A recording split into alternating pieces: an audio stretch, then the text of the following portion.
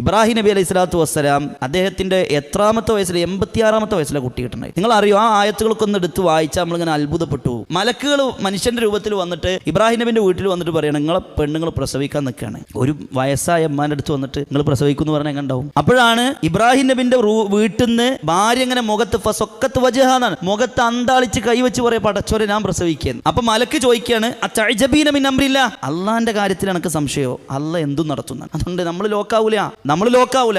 നമ്മുടെ ജീവിതത്തിൽ നടക്കാത്തത് നടത്തി കാണിച്ചെന്നൊരു പടച്ചോണ്ട്. ചെങ്കടലിന്റെ മുമ്പിൽ ചെന്ന് നിൽക്കുമ്പോൾ പ്രിയമുള്ളവരെ, ആ സമുദ്രത്തിന്റെ തിരമാലകൾ ആർത്തുലച്ചു വരുന്ന ആ ശബ്ദം തന്റെ കർണപടത്തിൽ വന്ന് അടിക്കുമ്പോഴും പുറകിൽ ആയുധ സജ്ജരായിക്കൊണ്ട് ബനൂ ഇസ്രായേലിലെ ഒരു വലിയ സൈന്യം ഖിബിത്തി വർഗം മുഴുവൻ നിൽക്കുമ്പോഴും ഫറോവയുടെ കിങ്കരന്മാർ ആയുധങ്ങൾ മൂർച്ച കൂട്ടി അവരുടെ ആയുധ സജ്ജീകരണങ്ങൾ കൊണ്ട് ആക്രമിക്കാൻ വേണ്ടി പിറകിൽ വന്ന് നിൽക്കുമ്പോഴും ദുർബലരായ വിശ്വാസികളിൽ ചില ആളുകൾ പറഞ്ഞു, അസ്ഹാബ് മൂസ ഇന്നല മുദ്റകൂൻ, നമ്മൾ പിടിക്കപ്പെട്ടു മൂസ. അപ്പോഴാണ് മൂസാ നബി അലൈഹി സ്വലാത്തു വസ്സലാം അചഞ്ചലമായ തൗഹീദിന്റെ വിശ്വാസം ഹൃദയാന്തരങ്ങളിൽക്കുള്ളിൽ ആഴ്ന്നിറങ്ങിയിട്ടുള്ള തൗഹീദിന്റെ അള്ളാഹു എന്ന ബോധ്യത്തിൽ നിന്ന് മൂസാ നബി പറഞ്ഞു, കല്ലാ ഇന്ന മഈ റബ്ബി, എൻ്റെ കൂടെ റബ്ബുണ്ട്, ഞാൻ പെടൂല. അള്ളാഹു സുബ്ഹാനഹു വ തആല തുറന്നുകൊണ്ട് കാണിച്ചു കൊടുത്തു, മൂസ വടി കൊണ്ട് നടിച്ചോ, അങ്ങോട്ട് തുറന്നു പോയിക്കോന്ന് പറഞ്ഞു. അത്രേ ഉള്ളൂ. നമ്മൾ ആലോചിച്ച് നോക്കി, അത്രേ ഉള്ളൂ. അതുകൊണ്ട് നടക്കാത്തതൊക്കെ, ഒരു മത്സ്യത്തിന്റെ ഇവിടെ ഒരു മലമ്പാമ്പ് എന്തെങ്കിലും മുഴുങ്ങി കിടക്കണമെങ്കിൽ എന്തോ അതിന്റെ പള്ളലുണ്ട് നമ്മൾ തോന്നും അല്ലേ, അടിച്ചടിച്ച് എന്താ അതിൻ്റെ ഉള്ളിൽ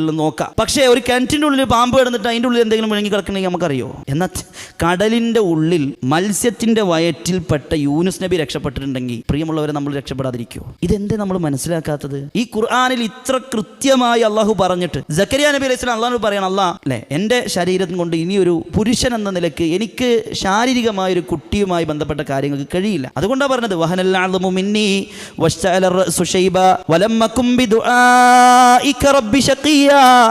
പടച്ചറബ്ബേ, എൻ്റെ ശരീരത്തിന് ദൗർബല്യം ബാധിച്ചിട്ടുണ്ട്, എൻ്റെ ജരാനിര ബാധിച്ചിട്ടുണ്ട്, എൻ്റെ തലമുടി ഇതാ വെട്ടിത്തിളങ്ങുന്നു, പക്ഷേ നിന്നോട് പ്രാർത്ഥിച്ചിട്ട് ഇന്നുവരെ ഞാൻ നഷ്ടക്കാരനായിട്ടില്ല, എനിക്ക് പ്രതീക്ഷയുണ്ട്.